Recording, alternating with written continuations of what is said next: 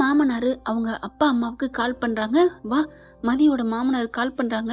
என்ன பிரச்சனை தெரியல, வீட்டுக்கு போவோம். அங்க போய் என்ன ஆச்சு ஏதாச்சுன்னு தெரியலையே அப்படின்னு 2 பேரும் கிளம்புறாங்க. ஏங்க, ஏதாவது நம்ம பிள்ளை ஏதாவதுன்னா என்ன நீ நினைச்சிட்டு இருக்க? இல்லங்க, அது வந்துங்க, இங்க பார், நம்ம பிள்ளைகிட்ட என்னைக்குமே தப்பு இருக்காது, அதை புரிஞ்சுக்கோ. இல்லங்க, அது நான் சொல்றேன், இப்ப கேட்டுக்கோ. நான் இது நாள் வரைக்கும் அவங்க பக்கம் பேசியிருக்கலாம், நான் பேசுனது அவங்க பக்கம் இல்ல. நீ நினைச்சுக்கோ, புரிஞ்சுக்கோ. எதுவா இருந்தாலும் விட்டு கொடுத்து போகணும், அப்படிதான் நான் நினைச்சேன். ஆனா அவ பக்கம் தப்பு இருக்காது, எனக்கு தெரியும். நீ வா அப்படின்னு கிளம்பி வராங்க. கிளம்பி வரும்போதே போன் பண்றாங்க மலருக்கு. மலர் எல்லாருக்கும் தனியா போகுது. என்னாச்சு அப்படின்னு கேக்குறாங்க. அங்க ஓரலா நடந்ததை சொல்லுது. அதாவது அடிச்சு போட்டாரு, திருப்பி பதிலுக்கு மதியம் அடிச்சிருச்சு, ஆனா ரொம்ப பேசினாரு, அதனாலதான் அப்படின்னு சொல்ல, அப்ப மாப்பிள்ள தானே முதல்ல அடிச்சாரு. ஆமாப்பா அப்படிங்கிறாங்க. சரிம்மா, நான் பாத்துக்கிறேன் அப்படிங்கிறாங்க. அதுக்கப்புறம் வீட்டுக்கு வராங்களா. வீட்டுக்கு வந்ததுக்கப்புறம் எல்லாரும், தங்கராஜும் வந்துடுறாங்க. கையா முயன்னு எல்லாம் கத்துறாங்க. ஏப்பா, இப்படித்தான் நீ உன் பிள்ளைய வளர்த்து வச்சிருப்பியா? ஒரு ஆம்பளைய என்னங்கடி கொய்யால, என்ன ஆம்பளைன்னா அவங்க என்ன ஆகாசத்துல இருந்து வந்திருக்காங்க? அந்த ஆம்பளைய பெத்து கொடுத்ததே பொம்பளை தாண்டி, அது புரியாம பேசுது. இதை விட நீ ஒரு பொம்பளை, உன் மக ஒரு பொம்பளை, உன் வீட்டுல பிறந்திருக்கு பேத்தி, அது ஒரு பொம்பளை. இதையெல்லாம் விட்டுப்புட்டு மருமகளுக்கு மட்டும் பொம்பளையா தெரியுறாங்க. அம்மாடி, இப்ப பார்த்தா அவங்க அப்பா சும்மா சொல்லக்கூடாது, ஏன் மதியம் மட்டும் மாப்பிள்ளையும் அடிச்சாரு, அத பாயிண்டா பிடிக்கிறாரு. உடனே சுரேஷ் அம்மா இருந்துட்டு, ஓ, என் புள்ள அடிச்சா உங்க பொண்ணு திருப்பி அடிச்சிருவாளா? எந்த ஒரு நியாயங்க? பொண்டாட்டிக்காரி புருஷனை அடிச்சு எங்க நீங்க கேள்விப்பட்டிருக்கீங்க? இங்க பாருங்கம்மா, நான் என் புள்ள பண்ணு தப்பு, உங்க புள்ள பண்ணு தப்பு அப்படிலாம் நான் சொல்ல வரல. பேச்சா இருக்கல, ஏங்க கைய நீட்டணும் அப்படின்னு கேட்ட கையோட, கைய நீட்டுற அளவுக்கு உங்க மக பேசுறாளே. ஒரு மனுஷனை, ஒரு புருஷனை பார்த்து நீ ஆம்பளையான்னு கேட்டா கோவம் வருமா வராதா அப்படி இப்படின்னு கத்த, அதுக்கு தகுந்த மாதிரி அவரும் பேசியிருக்காருல. வெட்ட வெளியில வச்சு என்னென்ன பேசியிருக்காரு, என்னன்னு சொல்லவும் மாட்டேங்கிறாங்களே, என்னதாம்மா நடந்துச்சு அப்படின்னு மதிட்ட கேட்க, அந்த கன்றாவி என்னன்னு நாங்க வாயில வச்சு சொல்றது அப்படின்னு சொல்லிட்டு பயங்கரமா மறுபடியும் கத்துறாங்க. தங்கராஜ் வந்து உட்காந்துறாரு. என்னதான் பிரச்சனை, என்னடா சுரேஷ், உங்க வீட்டுல பிரச்சனைக்கு பஞ்சமே இல்லைங்கிற மாதிரி ஆயிப்போச்சு. எங்க வீட்டுல எங்க அம்மா வேற கத்திக்கிட்டே கிடக்கு, அங்க ஒரு பிரச்சனை இங்க ஒரு பிரச்சனை அப்படின்ட்டு. என்ன நடந்துச்சு அப்படிங்கல. இல்லமாமா, இனிமே இவளுக்கு எனக்கு செட் ஆகவே ஆகாது. என்ன மனுஷி, என்னை அரைஞ்சிட்டா அப்படிங்கல. மாப்பிள்ள, நீங்க அடிச்சதுனாலதான் என் புள்ள திருப்பி அடிச்சிருக்கா. நீங்க ஃபர்ஸ்ட் அடிச்சீங்களே, அது தப்பு இல்லையா? நீங்க அடி வாங்குறதுக்கு தான் என் பிள்ளைய வளர்த்து கட்டி கொடுத்துருக்கனா? அவளை நான் ராணி மாதிரி பூ மாதிரி வச்சு வளர்த்தேன் தெரியுமா? நாங்க கஷ்ட நஷ்டம் வந்தாலும் எங்கக்குள்ள வச்சுக்கிட்டு எங்க பிள்ளைங்கள அப்படி வளர்த்தோம். ஆமா, அதான் வளர்த்த லட்சணம் தான் இப்படி வந்து நிக்குதே. இங்க பாருங்கம்மா, என் பிள்ளை நல்ல பிள்ளைய தான் இருக்கா. நாங்களும் அட்வைஸ் எல்லாம் பண்ணித்தான் அனுப்புனோம். நம்ம வீட்டுல இருக்க மாதிரி நேர்மை, நியாயம், சத்தியம் எல்லா இடத்துலயும் எதிர்பார்க்க முடியாது. அதுக்கு தகுந்த மாதிரி நாணல் மாதிரி வளைஞ்சு கொடுன்னு சொல்லித்தான் அனுப்பி வச்சேன். அதுக்கு தகுந்த மாதிரி தான் என் பிள்ளைங்க இருந்திருக்கிறா. உங்களுக்கே தெரியாது என் மகளோட இப்ப வித்தியாசம் அப்படிங்கல. ஓ, அப்போ நாங்க இங்க வந்து நேர்மை இல்லாதவங்க, அது இல்லாதவங்க, இது இல்லாதவங்க சொல்லி வளர்த்து அனுப்பியிருக்கீங்களா அப்படிங்கல. இங்க பாருங்கம்மா, இதெல்லாம் தேவையில்லாத பேச்சு. என் பிள்ளை எந்த தப்பும் பண்ணல அப்படிங்கிறாங்க. என்னதான் நடந்துச்சு அப்படின்னு மறுபடியும் எல்லாரும் கேட்க, சுரேஷ் வந்துட்டு, மாமா எனக்கு இவ வேணாம் மாமா. என்ன மாமா, இவெல்லாம் ஒரு மனுஷியா? ஒரு புருஷன்ட்ட போயிட்டு மதி பாக்குறாங்க. சொல்லுடி சொல்லு, எல்லாத்தையும் சொல்லு, எல்லாத்தையும் உங்க அம்மா அப்பாட்ட இருக்கல சொன்னில்ல, இப்ப சொல்லு அப்படிங்கிற மாதிரி பாக்குறாங்க. என்னடி பாக்குற, இருந்தா சொல்றேன்டி அப்படின்ட்டு. மாமா, நீங்க தானே மாமா சொன்னீங்க இன்னைக்கு நல்ல நாள், எப்படியாவது உன் பொண்டாட்டியோட ஒண்ணு சேருன்னு. எல்லாரும் பாக்குறாங்க.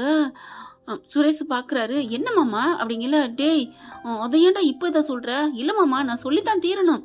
பாக்குது மதி, போட்டு விட்டான்ல, போடட்டும், சொல்லு அப்படிங்கிற மாதிரி தைரியமா நிக்க.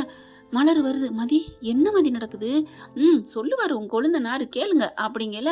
இங்க பாருங்க மாமா, நீங்க சொன்னதுனாலதான் நான் அவகிட்ட போனேன். அவ என்னடான்னு பார்த்தா ரொம்ப பண்றா. டீ, என்னடா பண்ணி தொலைச்ச அப்படிங்கல. நாங்க பொண்டாட்டி புருஷனாவே வாழல தெரியுமா? ஒரு புருஷங்காரன் நான் போய் தொட்டதுக்கு அப்படி ஒரு உங்க வீட்டுல வச்சு இந்த பார் என் நெத்தி அடிபட்டு போச்சு, தள்ளி விட்டா. இங்கேயும் வந்து அதே மாதிரி வேண்டான்னு தள்ளி விட்டா என்ன அர்த்தம்? நான் அவ புருஷன் தானே, நான் அவளை கட்டி பிடிக்கிறதுக்கும் வாழ்க்கையை நடத்துறதுக்கும் அருகதை இல்லையா? நான் போய் தொடக்கூடாதா அப்படின்னு சொன்னோன்னு, சபாஸ், சூப்பர் மாப்பிள்ள, சூப்பர். என்ன நினைப்புல இருக்கீங்க நீங்கெல்லாம்? அடுத்த பொண்ணுங்களுக்கு காவல் காப்பீங்களா? தப்போ ரைட்டோ பிடிச்சிருக்கோ பிடிக்கலையோ யாரா இருந்தாலும் சம்மதம் இல்லாம அனுமதி இல்லாம தொடுறது தப்பு. கட்டின புருஷனா இருந்தாலும் அது உங்களுக்கு தெரியாது அப்படின்னு கத்த ஆரம்பிக்கிறாங்க. மதி பாக்குது. பேசுங்கப்பா பேசுங்க, இப்ப தெரியுதா? அதுவும் நான் என்ன மன உளைச்சல இருந்தேன்னு தெரியுமா? அவ்வளவு கஷ்டத்துல என் வேலை போச்சுப்பா. வேலை போன நொந்து போயிருக்க நேரத்துல வந்துட்டு நான் எவ்வளவோ சொன்னேன். இன்னும் நம்ம 2 பேரும் புரிஞ்சுக்கவே இல்லை. ஒருத்தருக்கு ஒருத்தர் மனசு புரிஞ்சுக்கிட்டு அதுக்கப்புறம் நம்ம ஒண்ணு சேருவோம் அப்படின்னு எவ்வளவோ சொன்னேன் தெரியுமா? ஆனா அதையும் மீறி என்னை கட்டாயப்படுத்தி நான் அந்த மனநிலையில இல்லப்பா அப்படின்னு கட்டி பிடிச்சி அழுகுறாங்க. மதி மதி எனக்கு புரியுதுமா, அழுகாத. அப்படியே வந்து மலரும் வந்து கட்டி பிடிக்கிறாங்க, ஆறுதல் சொல்றாங்க. டேய் ஏன்டா அப்படிங்கல. மாப்பிள்ள நீங்க தான் எல்லாம் பண்ணி விட்டு போனீங்களா அப்படின்னு சொல்ல, இல்ல மாமா நான் நல்லதுதான் மாமா சொன்னேன், இப்படி நடக்கும் இப்படி பிரச்சனை வரும் நான் நினைக்கவே இல்லை மாமா அப்படின்னு சொல்லிட்டு கெஞ்ச ஆரம்பிக்கிறான். அடுத்து பார்த்தா மதிய பாக்குறாங்க எல்லாருமே. அந்த பிள்ளை அழுது நிக்குது. தங்கராஜ் வராரு. தங்கராஜ் இல்லைங்க, தகரராஜ் வராரு.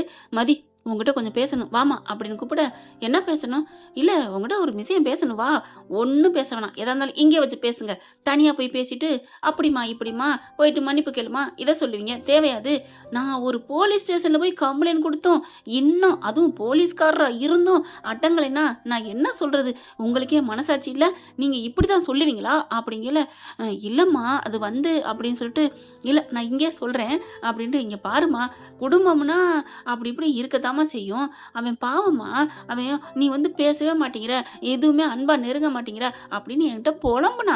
மாமா அத்தை எல்லாரும் கேளுங்க, நான் அதனாலதான் அவகிட்ட நீ வந்து ஒண்ணு சேர்ந்துட்டா எல்லா பொண்ணுங்களும் வலிக்கு வந்துருவாங்கன்னு நான் கொஞ்சம் தப்பா நினைச்சிட்டேன் அப்படிங்கிற. ரேவதிக்கு செம்ம கோவம் வருது. அது என்ன பொம்பளைங்க வந்து ஆம்பளைங்க தொட்டோன்னு அப்படியே மயங்கி போயிருவாங்கன்னு நீங்க என்ன அப்படி தப்பா நினைச்சு வச்சிருக்கீங்க? அப்போ என்னை பத்தி நீங்க அப்படிதான் நினைச்சு வச்சிருக்கீங்களா? ஆமாங்க, அதை நினைச்சுதாங்க இந்த தங்கராஜும் போயிட்டு ரேவதி கிட்ட ஐஸ் வைக்கிறான். என்ன பேசினாலும் கட்டில போய் தொட்டோன்னு அடங்கி போறாளே அப்படிங்கறதுனால எல்லா பொண்ணுங்களையும் அப்படி நினைச்சிருக்கான். பாவங்க ரேவதி வேற வழி இல்லை, என்ன பண்றது அப்படிங்கறக்காகத்தான் அடங்கி போயிருக்காங்க. ஆனா அதே மாதிரி மதியும் அடங்கிருவான்னு நீ கால்குலேஷன் பண்ணது தப்பு தகரராஜு.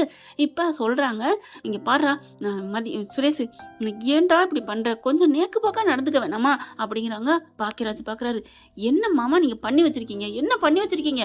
இப்படிதான் வாழ்க்கையை சீரழிப்பீங்களா? நீங்க சொன்னா சரி மாமா சொன்னா சரின்ட்டு என் தம்பி இருந்ததுக்கு இப்படி ஒரு இதை பண்ணிருக்கீங்களே அப்படிங்கல. மாமனார் பாக்குறாரு, என்ன மாப்பிள்ள ஏன் மாப்பிள்ள, அவனே ஒரு முரட்டேன் மூர்க்கேன், அவன்கிட்ட போய் இப்படி சொல்லிக்கீங்க? இல்ல மாமா அவங்க 2 பேரும் ஒண்ணு சேரணும், நான் பார்த்து வச்ச கல்யாணம் நல்லா ஆகணும் அப்படி நினைச்சுதான் நான் பண்ணேன், இப்படி ஆகணும்னு நான் நினைக்கவே இல்லையே அப்படிங்கிறாங்க. இப்ப திரும்பி பாக்குறாங்க, என்னம்மா என்ன சொல்ல போறீங்க? சரி இப்ப என்ன, என் மாப்பிள்ள இப்படி பண்ணிவிட்டாரு சொல்லிட்டாரு, அதனால பொண்டாட்டியே தானே வந்து தொட்டான், அதுல இவளுக்கு என்ன திமுரு அப்படிங்கல. பாக்குறாங்க, அம்மா இவ்வளவு சொல்லி உங்களுக்கு நீங்க அடங்கவே மாட்டீங்களா? என்னங்க அடங்குறதுக்கு என்னங்க இருக்கு? என்ன என் பிள்ளை பண்ணிட்டான், இவ வேலை போச்சுன்னா பெரிய விஷயமா? இதெல்லாம் ஒரு அதிசயமா? அடுத்து இந்த வேலைன்னா இன்னொரு வேலைக்கு போற, இல்ல வேலைக்கே போகாதவங்க உலகத்துல வாழ்ந்ததே இல்லையா? பெரிய பொல்லாத வேலை, புருஷனை விட வேலை என்னங்க பெருசா? புருஷன் தான் கடைசி வரைக்கும் இருக்க போறது. அப்படிப்பட்ட புருஷன் வந்து இவ கோபத்தையும் இவளோட திமுறையும் மறந்துட்டு வந்து தொட்டிருக்கானா? சி என்ன மனுஷ ஜென்மம், புருஷன்ட்ட அனுசரிச்சு போக வேணாம் அப்படின்னு இந்த மாவாட்டுக்கு பேச ராகவ பாக்குறாரு. ஏய் லட்சுமி சும்மா இரு, ஆயிருந்தாலும் தப்பு தெரியுமா அப்படிங்கிறாங்க. என்னங்க சொல்றீங்க? ஆமா, இந்த விஷயத்தை பொறுத்த வரைக்கும் ஒரு பொண்ணுக்கு இஷ்டம் இல்லாம பண்ணக்கூடாது. என்ன நினைச்சிட்டு இருக்க? என்னங்க நீங்க இப்படி பேசுறீங்க? ஆமா லட்சுமி ஆமா. டே சுரேஷ் நீ பண்ணது தப்பு, 2வது நீ அடிச்சது தப்பு, மன்னிப்பு கேள்றா அப்படிங்கல. அப்பா இவகிட்ட அப்ப நான் மன்னிப்பு கேட்கணும்? அதெல்லாம் நான் மன்னிப்பு கேட்கணும் அவசியம் இல்ல. மாப்பிள்ள நீங்க பண்ணது தப்பு, நீங்க சொன்னாதான் கேட்பான், மன்னிப்பு கேட்க சொல்லுங்க. மறுபடியும் வீட்டுக்கு போய் போலீஸ் ஸ்டேஷன் போய் இதெல்லாம் என்னால முடியாது அப்படிங்கிறாங்க. தங்கராஜ் பாக்குறாங்க, மாப்பிள்ள நீ மன்னிப்பு கேளியா? முடியாது மாமா அப்படின்னு சொல்ல மதி பாக்குது. அப்பா மன்னிப்பே கேட்டால் நான் இருக்க மாட்டேன்ப்பா, நானும் ஏதோ போனா போதுன்னு அட்ஜஸ்ட் பண்ணி வாழலாம் பொறுத்து போலான்னு பார்த்தா இவர் ரொம்ப பண்ணிட்டாருப்பா.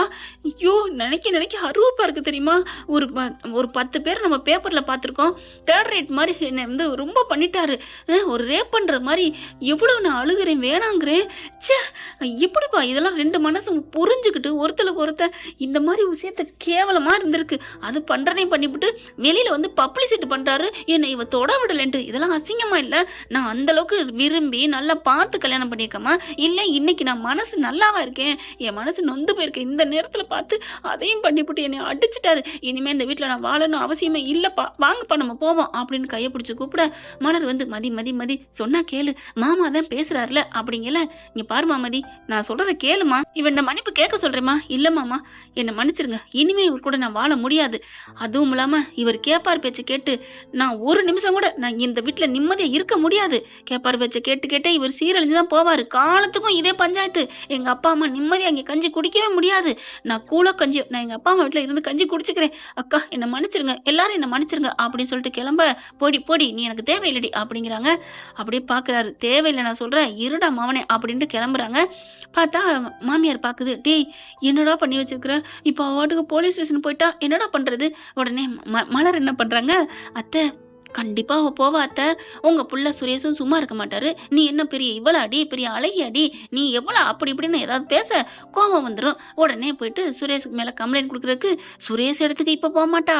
அப்புறம் இங்க போவா, அவ வேற கமிஷனர் ஆபீஸுக்கு தான் போவா. எல்லாரையும் அவ தெரிஞ்சு வச்சிருக்கா. நான் ஒன்னும் பண்ண முடியாது. ஐயோ அப்படின்ட்டு மதி அப்படின்னு கூப்பிடுறாங்க. இங்க பாருங்க, இனிமே இந்த குடும்பத்துக்கு எனக்கும் எந்த சம்பந்தமும் கிடையாது அப்படின்ட்டு தாலியை வேகமா கலட்டி, இந்த தாலியை தானே எனக்கு என்கிட்ட வருவீங்க அப்படின்ட்டு படா கழட்டி தூக்கி அப்படியே மூஞ்சில வீசி எரியுதுங்க. பார்த்தா சுரேஷ் மேல அப்பட்டுன்னு விழுந்து அங்க தகரராஜ் நிக்கிறாரா, அவர் காலில் போய் விழுகுது. மதி பாக்குறாங்க, சுரேஷ் பாக்குறாரு. தகரராஜ் எடுத்துட்டு என்னம்மா நீ இப்படி பண்ணிட்ட, இனிமே அப்படித்தான் நீங்க என்னென்ன சுத்த வைக்கிறேன், உங்களெல்லாம் என்னென்ன பண்ண வைக்கிறேன்னு பாருங்க அப்படின்ட்டு மதிய கூட்டிக்கிட்டு வாமா உனக்காக நாங்க இருக்கிறோம் அப்படின்ட்டு பிள்ளைய கூட்டிட்டு கிளம்பி போறாங்க. சுரேஷ் தாலியோட நிக்க பாக்குறாரு பாக்கியராஜ். போதுமா, இவன் வாழ்க்கையை கெடுத்து குட்டிச்சோறு ஆக்கிட்டீங்களா? கல்யாணம் பண்ணி வைக்கிறேன், நல்லது பண்றேன், வேலை வாங்கி தர்றேன், எல்லாத்தையும் முடிச்சு விட்டுட்டீங்க. எல்லாம் பண்ணி மாமாவையும் திட்டுறீங்க, விடுங்க அப்படிங்கிறாங்க. டே மாப்பிள்ள நீயாவது என் மேல புரிஞ்சிருக்கியடா அப்படிங்கிறாங்க. இல்ல மாமா, அவ ரொம்ப திமிரு பிடிச்சவாமா, அவ எனக்கு வேணாமாமா, அவ போன வரைக்கும் சந்தோஷம். இங்க மாமனாரும் மாமியாரும் பாக்குறாங்க. டேய் இது தப்புடா, அவ அங்க போயிட்டானா எங்களுக்கு அந்த கவலை தான்டா அப்படிங்கிறாங்க. கண்டிப்பா மதி கமிஷனர் ஆபீஸுக்கு போறது உறுதி. எல்லாரும் ரெடியா இருங்க. டேய் வாடா நம்ம எல்லாரும் எங்கேயாவது போயிருவோம். எங்கன்னா எங்க? வேற ஊருக்கு, கொடைக்கானல் போவோம்டா. கொடைக்கானல் போனா போலீஸ் வராதா என்ன? ஐயோ அப்புறம் என்னடா பண்றது? பேசாம கதவை பூட்டிக்கிட்டு உள்ளுக்கு இருந்துக்கிறோமா? ஏன் கதவை உடைக்க தெரியாதா என்ன? வெளியில போட்டு தூங்குவோம். வெளியில யாரு பூட்டு போடுறது அப்படிங்கல, மாப்பிள்ள போயில பூட்டி போட்டுமே அப்படிங்கிறாங்க. ஏன் அப்படிங்கிறாரு. என்ன ஃப்ரெண்ட், இப்படி எல்லாம் போக வாய்ப்புகள் இருக்கு. பார்க்கலாம் என்ன நடக்க போகுதுன்னு. இந்த பதிவு உங்களுக்கு பிடிச்சிருந்துச்சுன்னா உங்க பொண்ணான கையால ஒரு லைக்கை போட்டு சப்ஸ்கிரைப் பண்ணி ஆதரவு கொடுங்க அன்பு உறவுகளே. Thank you friend. இந்த வீடியோ உங்களுக்கு பிடிச்சிருந்தா தயவு செய்து லைக் பண்ணுங்க. இன்னும் அப்டேட்ஸ்க்காக சேனலை சப்ஸ்கிரைப் பண்ண மறக்காதீங்க. நம்ம கிட்ட இருக்க எல்லா சேனல்ஸோட லேட்டஸ்ட் வீடியோ அப்டேட்ஸ்க்காக மேல ரைட் சைட்ல காட்டுற லிங்கை கிளிக் பண்ணி வாட்ஸ்அப் குரூப்ல ஜாயின் பண்ணுங்க. உங்களிடம் விடைபெறுவது நான் உங்கள் மெஹர்.